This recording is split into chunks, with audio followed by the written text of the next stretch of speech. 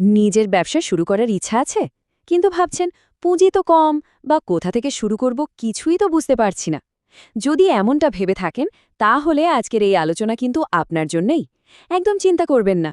আমরা আজকে এমন কিছু দারুণ বিজনেস আইডিয়া নিয়ে কথা বলবো, যা অল্প পুঁজিতেই শুরু করা সম্ভব আর মাস শেষে আপনাকে একটা বেশ ভালো আয়ের পথও দেখাবে। তো আর দেরি কেন, চলুন শুরু করা যাক। চাকরি, চাকরি আর চাকরি, এই একটা জিনিসের পেছনে ছুটতে ছুটতে আমরা কি ক্লান্ত হয়ে যাই না? দিনের পর দিন পড়াশোনা, এত চেষ্টা, কিন্তু চাকরির বাজারের অবস্থাটা তো আমরা সবাই জানি, তাই না? হাজার হাজার মানুষের ভিড়ে নিজেকে আলাদা করে চেনানোটা যে কি পরিমাণ কঠিন, তা আর বলার অপেক্ষা রাখে না। কিন্তু একবার ভেবে দেখুন তো, এটাই কি আমাদের একমাত্র রাস্তা? তো আজকে আমরা কি কি বিষয় নিয়ে কথা বলবো, চলুন এক ঝলকে দেখে নিই। আমরা প্রথমে একটা নতুন পথের খোঁজ করব, এরপর কিছু লাভজনক ব্যবসার কথা জানব, দেখব শহরে কি কি সুযোগ লুকিয়ে আছে, আর সবশেষে ডিজিটাল যুগের সম্ভাবনাগুলো নিয়েও আলোচনা করব। আর একদম শেষে সিদ্ধান্তটা কিন্তু আপনার হাতেই ছেড়ে দেব। চলুন তাহলে আমাদের প্রথম পর্বে যাওয়া যাক, নতুন পথের খোঁজে। আর এই পথটা আমরা শুরু করব এমন একটা গল্প দিয়ে, যা আমাদের চিন্তাভাবনার ধরনটাকেই হয়তো বদলে দেবে। গল্পটা এক কর্পোরেট অফিসার আর তার অফিসের পাশের করিম ভাইয়ের চায়ের দোকানকে নিয়ে। এই অফিসের ভদ্রলোক প্রতিদিন দেখতেন করিম ভাইকে। খুব সাধারণ একটা চায়ের দোকান, কিন্তু করিম ভাইয়ের ব্যবহার ছিল অমায়িক। সবাই তাকে পছন্দ করত। বাইরে থেকে দেখতে একদম সাধারণ লাগলেও দোকানের ভেতরের আয়ের হিসাবটা কিন্তু মোটেও সাধারণ ছিল না। এবার আসল জায়গায় আসি। ব্যাপারটা খেয়াল করে দেখুন, একদিকে কর্পোরেট অফিসার, যিনি মাস শেষে অনেক খাটাখাটনির পর বেতন পান 40,000 টাকা, আর অন্যদিকে করিম ভাই, তার চায়ের দোকানে প্রতিদিন বিক্রি হয় 6 থেকে 10,000 টাকার চা। ভাবা যায়, সব খরচ মানে দোকানের ভাড়া, কর্মচারীর বেতন, এসব বাদ দিয়েও তার দৈনিক লাভ থাকত 3 থেকে 5,000 টাকা, মানে মাসে দাঁড়াচ্ছে প্রায় 90,000 থেকে 1.5 লাখ টাকা। কোথায় 40,000 আর কোথায় 1.5 লাখ। এই যে আমরা অনেক কাজকে ছোট কাজ বলে এড়িয়ে যাই, তার ভেতরে যে কি পরিমাণ সম্ভাবনা থাকতে পারে, এই ঘটনাটা কিন্তু সেটারই একটা জ্বলজ্বন্ত প্রমাণ। করিম ভাইয়ের গল্পটা তো আমাদের চোখ খুলে দিল, তাই না? তো চলুন এবার আমরা এমন কিছু পরীক্ষিত আর লাভজনক ব্যবসার আইডিয়া নিয়ে কথা বলি, যেগুলো ঠিকঠাকভাবে শুরু করতে পারলে আপনার ভাগ্য বদলে দিতে পারে। প্রথম আইডিয়াটা খুবই কমন, কিন্তু দারুণ কাজের। ফাস্টফুড বা চায়ের দোকান। দেখুন, আমাদের দেশে মানুষের তো অভাব নেই, তাই খাবারের ব্যবসায় সফল হওয়াটা কিন্তু খুব একটা কঠিন না। যে কোনো একটা ব্যস্ত এলাকা দেখে একটা ছোট দোকান দিয়ে শুরু করে দিন। শুরুতে হয়তো একজন কর্মচারীই যথেষ্ট। আর সবচেয়ে মজার ব্যাপার কি জানেন? এই ব্যবসাটা কিন্তু বাড়ানো যায়। একটা দোকান যখন ভালোভাবে চলতে শুরু করবে, তখন সেই লাভ দিয়ে আপনি আর একটা, তারপর আর একটা, এভাবে 2-3টা দোকানও খুলে ফেলতে পারেন। আর সব খরচ বাদ দিয়েও মাস শেষে 50,000 থেকে 1 লাখ টাকা আয় করা কিন্তু একদমই সম্ভব। আচ্ছা, আমাদের পরের আইডিয়াটা একটু অন্যরকম। আর এটা বোঝার জন্য ডেড স্টক জিনিসটা কি, সেটা আগে জানতে হবে।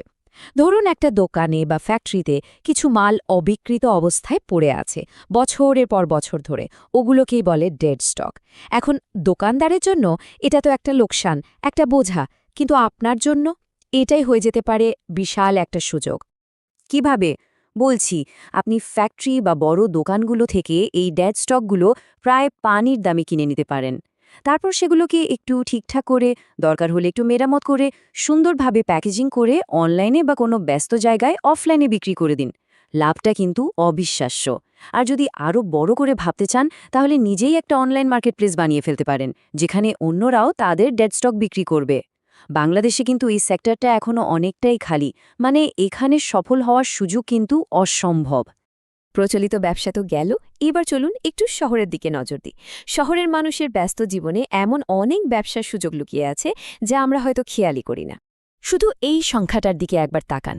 বাংলাদেশে প্রায় 60 লাখ রেজিস্টার্ড যানবাহন আছে, আর এই সংখ্যাটা কিন্তু দিন দিন বাড়ছেই। এতগুলো গাড়ি, মোটরসাইকেল, এর মানে কি? এর মানে হলো এখানে লুকিয়ে আছে দুটো দারুণ ব্যবসার সুযোগ। প্রথমটা হলো কার ওয়াশিং আর ডিটেইলিং। ভেবে দেখুন, শহরের গাড়ি মালিকদের জীবনটা কেমন, ভীষণ ব্যস্ত। তাদের গাড়ি ধোয়ার সময় কই, বা অনেকের তো জায়গাও নেই। তাই তারা কি করেন? সোজা চলে যান কার ওয়াশ সেন্টারে। একটা গাড়ি ওয়াশ করতে খরচ হয় 300 থেকে 500 টাকা।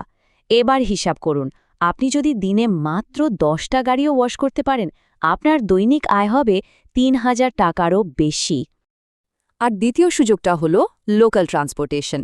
আমাদের দেশে এত মানুষ, যাতায়াতের চাহিদা তো কখনোই কমবে না। আপনি হয়তো একটা ছোট গাড়ি বা সিএনজি দিয়ে শুরু করলেন, সেটা লাভ দিয়ে কয়েক মাস পর কিনলেন আরেকটা, সেটাতে একজন বিশ্বস্ত চালক বসিয়ে দিলেন। এভাবে একটা লাভ দিয়ে আরেকটার লাভ দিয়ে পরেরটা, দেখতে দেখতে আপনার একটা ছোটখাটো ফ্লিট তৈরি হয়ে যাবে। এটা কিন্তু আসলেই টাকা দিয়ে টাকা বানানোর একটা দারুণ মডেল। এতক্ষণ তো আমরা দোকান বা গাড়ি নিয়ে কথা বললাম, এবার এমন কিছু ব্যবসার কথা বলবো যার জন্য আপনার কোনো দোকান ভাড়া বা ভারী বিনিয়োগের দরকারই নেই। দরকার শুধু আপনার হাতে থাকা স্মার্টফোনটা আর আপনার মেধা। চলুন ডিজিটাল দুনিয়ায় ঢোকা যাক। প্রথমে আসি কন্টেন্ট ক্রিয়েশনের কথায়। ইউটিউব, ফেসবুক, ইনস্টাগ্রাম এসব এখন শুধু বিনোদনের জায়গা নয়, আয়েরও বিশাল একটা প্ল্যাটফর্ম। সৌরভ যোশী বা আমাদের দেশের রাকিব হোসেনের মতো ক্রিয়েটরদের দেখুন, তারা মিলিয়ন মিলিয়ন মানুষের কাছে পৌঁছে গেছেন। কিন্তু আপনাকে যে তাদের মতোই হতে হবে তা কিন্তু নয়। যাদের মাত্র ৩-৪ লাখ সাবস্ক্রাইবার আছে, এমন অনেক চ্যানেলও কিন্তু মাস শেষে অ্যাডসেন্স থেকে ১-২ লাখ টাকা আয় করছে। সম্ভাবনাটা বিশাল।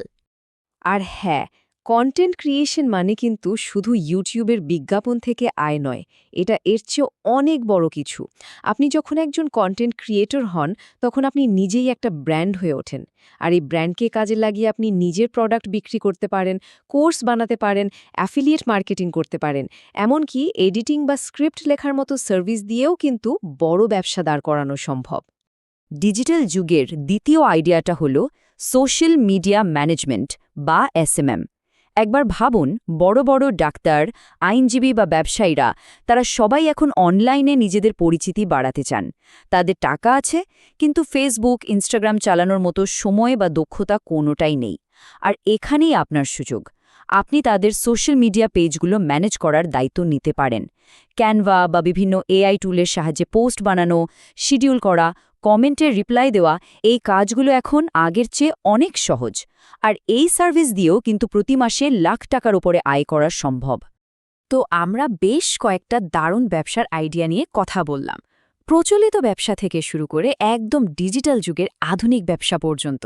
এখন সবচেয়ে বড় প্রশ্নটা হলো, আপনার পথ কোনটা হবে? আপনার ভবিষ্যৎ আপনারই হাতে। একবার নিজেকেই প্রশ্নটা করে দেখুন তো, আপনি কি সারা জীবন পড়াশোনা করে ৩০ বছর বয়সে একটা চাকরি খুঁজে ৬০ বছর বয়সে ধনী হওয়ার স্বপ্ন দেখবেন, নাকি আজই একটা ছোট্ট ব্যবসা শুরু করে নিজের আয়ের পথটাই নিজেই তৈরি করবেন? আমাদের সিস্টেম হয়তো আমাদের একটা গদবাঁধা পথে চলতে শেখায়, কিন্তু তার বাইরেও যে একটা বিশাল সম্ভাবনার পৃথিবী আছে, সেটা তো আমরা দেখলাম। সিদ্ধান্তটা কিন্তু পুরোপুরি আপনার। তাহলে আপনি কোন পথটা বেছে নেবেন?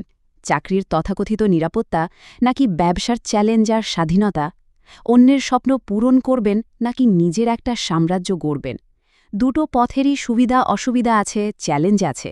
এখন শুধু আপনাকে ঠিক করতে হবে কোন পথটা আপনার জন্য, কারণ আপনার ভবিষ্যৎ তো আপনারই হাতে। এমন আরও বাস্তব ইনকাম রিলেটেড আইডিয়া পেতে এখনই চ্যানেলটা সাবস্ক্রাইব করো।